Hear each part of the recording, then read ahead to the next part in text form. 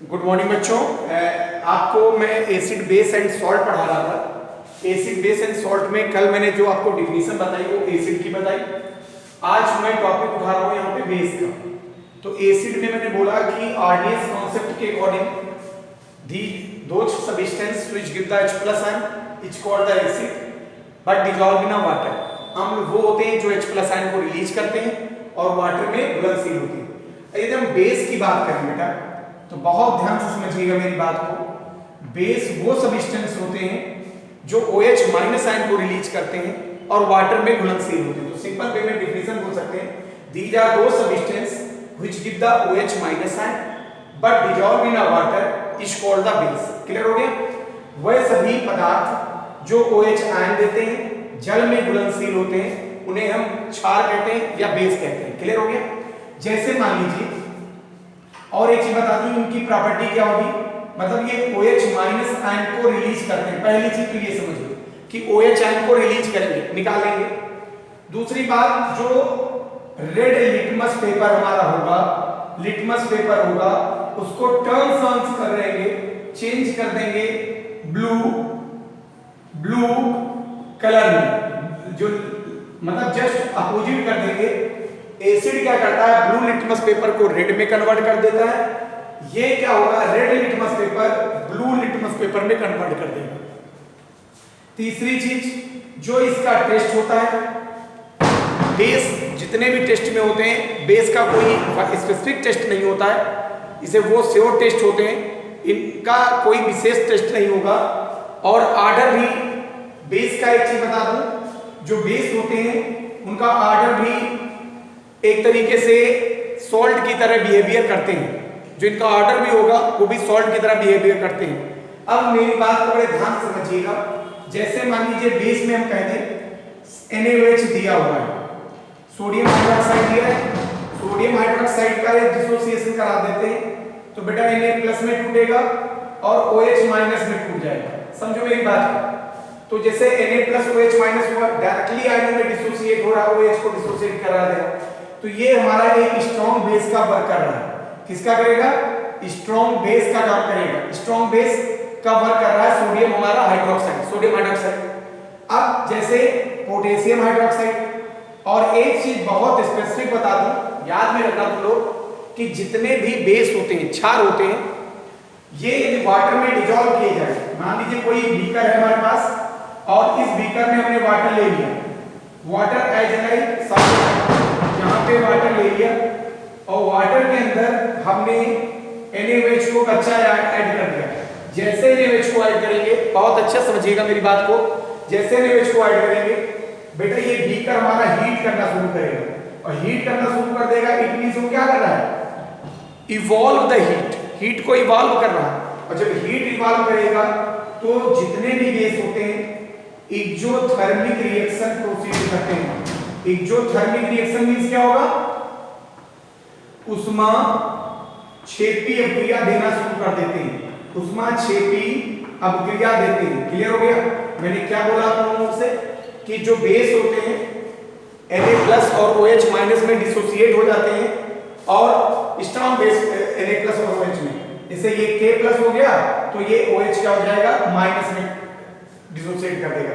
ये सब strong base होते हैं। क्या होते हैं? स्ट्रॉन्ग बेस होते हैं। जैसे कैल्शियम हाइड्रोक्साइड CaOH का होल्ड ट्वाइस, ये भी क्या करेगा, Ca पे 2+ आ जाएंगे और +2OH क्या हो जाएगा बच्चा, माइनस हो जाएगा। क्लियर हो गया? नोट कर लीजिए आप इसको, समझ गए? जैसे एल्युमिनियम हाइड्रोक्साइड हो गया तो AlOH का होल थ्राइस होता है, एल्युमिनियम हाइड्रोक्साइड AlOH का होल थ्राइस। तो बेटा ये डिसोसिएट कर रहा है तो एल्युमिनियम पे 3+ हो जाएंगे और +3OH- हो जाएगा। अच्छा, वीक बेस से होते हैं जो कंप्लीटली आयनों में डिसोसिएट नहीं होते हैं। जैसे वीक बेस की हम बात कर लें तो वीक बेस में आपका हो गया जैसे अमोनियम हाइड्रोक्साइड NH4OH हो जाएगा। ध्यान रखिएगा मेरी बात को, अमोनियम हाइड्रोक्साइड एक वीक बेस का एक्ट करता है क्योंकि ये H+ को भी रिलीज कर सकता है और OH तो है ही इसके अंदर, तो वीक बेस का एक्शन करना शुरू कर देता है। तो मैंने आपको 2 वीडियो दिए। पहला वीडियो एसिड में एसिड की डिफिनेशन को क्लियर किया, दूसरा वीडियो में जो दिया मैंने बेस का दिया। अब एग्जांपल्स में मैंने बेस के समझा दिए, इस वीक बेस का भी समझा दिया, बेस होते क्या हैं, जो क्षार क्या होते हैं, जो OH आयन को रिलीज कर देते हैं। क्लियर हो गया बेटा। एक चीज इसकी और बहुत ज्यादा पूछी जाती है, आप लोगों ने पिक ले ली होगी इसकी, देखिएगा इधर, जब कभी भी अम्ल और क्षार की बात हो रही है, एसिड या बेस की बात हो रही है, बहुत अच्छे से देखिएगा। एक अम्ल है जिसको हम एसिड बोलते हैं, अम्ल है, और दूसरा बेस है, मतलब जिसको हम बेटा क्षार बोलेंगे, क्षार दिया हुआ है। ध्यान से देखिएगा मेरी बात को। तो मैंने कहा जैसे H+ निकला, तो जो H+ होता है वो बेटा केमिस्ट्री में बेसिसिटी कहलाती है। बेसिसिटी मतलब इसको हम कहते हैं क्षारकता। मतलब हम ये कह सकते हैं जो अम्ल होगा, अम्ल की क्षारकता निकलती है, जो H+ आयन होंगे वो बेसिसिटी को रिप्रेजेंट करते हैं, क्षारकता को रिप्रेजेंट करते हैं। क्षार में OH- निकलता है, तो क्षार जो में OH निकलेगी वो बेटा अम्लीयता होती है। ध्यान रखना इस चीज को, जितने OH निकलेंगे वो उसकी अम्लीयता होती है, या इसको एसिसिटी बोलते हैं। ध्यान रखोगे इस चीज को। क्लियर हो गया। कहने का मतलब ये है, मान लीजिए जैसे HCl दिया है और HCl की हम कह दें कि बेटा इसकी क्षारकता कितनी होगी, बेसिसिटी कितनी होगी, क्षारकता या बेसिसिटी इसकी बोल दिया जाए कि बेसिसिटी कितनी होगी, तो आप लोगों को बेसिसिटी बतानी है, इसकी बेसिसिटी 1 होगी, क्योंकि इसका यदि हम डिसोसिएशन कर रहे हैं तो H+ में टूट रहा है और Cl- में टूट रहा है। तो मतलब कुल मिला के कि HCl का डिसोसिएशन H+ और Cl- में, तो एक ही H+ डिसोसिएट हो रहा है। जब एक प्लस डिसोसिएट हो रहा है तो उसकी बेसिसिटी कितनी हो जाएगी बच्चा, 1 हो जाएगी। क्लियर हो गया। जैसे HNO3 दिया है, HNO3 भी दिया है, इसको डिसोसिएट करेंगे, इसकी क्षारकता पूछी जा रही है, तो इसको भी तुम लोग बता सकते हो कि क्षारकता इसकी भी 1 होगी। क्यों होगी? क्योंकि H+ में जा रहा है और NO3 क्या हो जाएगा, माइनस में हो जाएगा। क्लियर हो गया। लेकिन अभी हम कहते हैं कि H2SO4 की क्षारकता कितनी है, H2SO4 में, तो बच्चा देख लो 2 H+ में टूटता है और SO4 2 माइनस में टूट रहा है। यदि इसकी क्षारकता पूछी जाए तो इसकी क्षारकता कितनी निकल आएगी, बेसिसिटी इक्वल टू इसकी 2 आ जाएगी। बात आ गई होगी समझ में।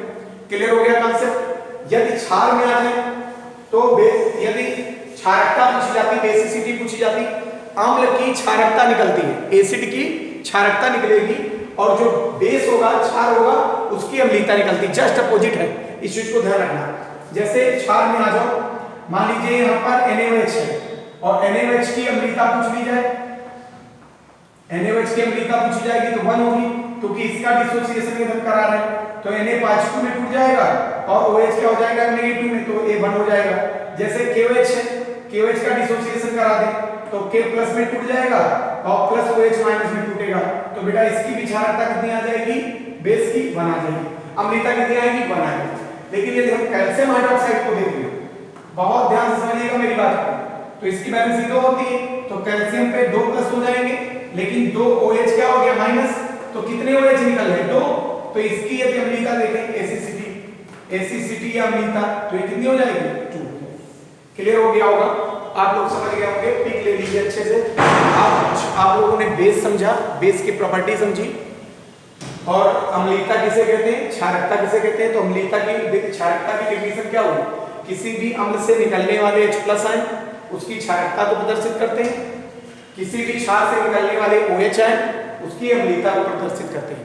The number of H+ ion dissociate in a acid is called the basicity, the number of OH ion dissociate in a base is called the acidity. Clear हो गया, थैंक यू।